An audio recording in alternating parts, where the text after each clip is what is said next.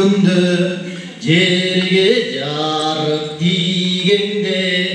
асманда жылдыз бөлүнүп күн батышка төгүлүп таңдылайып сөгүлүп куланып убак болгондо таңда туруп камданып кыран эрлер чамданып аш тамагын ичишип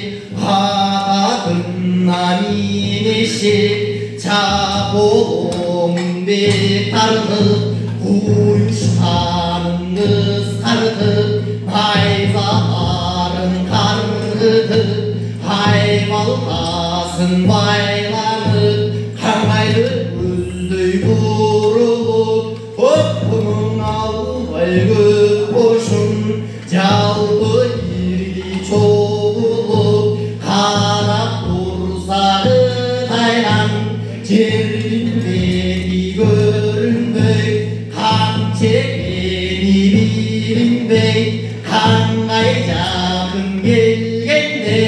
качырып ирди кыйкырып көкчө менен музгурчак мелтиретип найзасын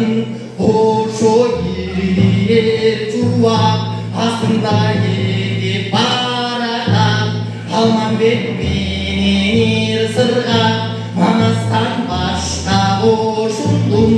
баары ирди батырып манаста буран чакырып өлөтүнүн карабай жалпы ирди кыргыздар өлөмүн деп санабай таш сайынган калмактын көрүн кыргыз күрмө каңгайдын ошондо кыйындарын бир бөлүп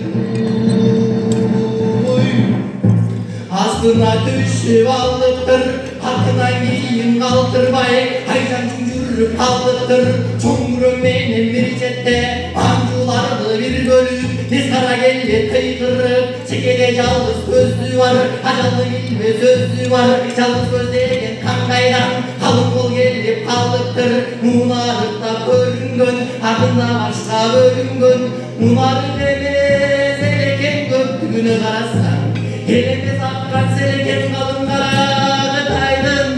ошондо кайра деңиз көл экен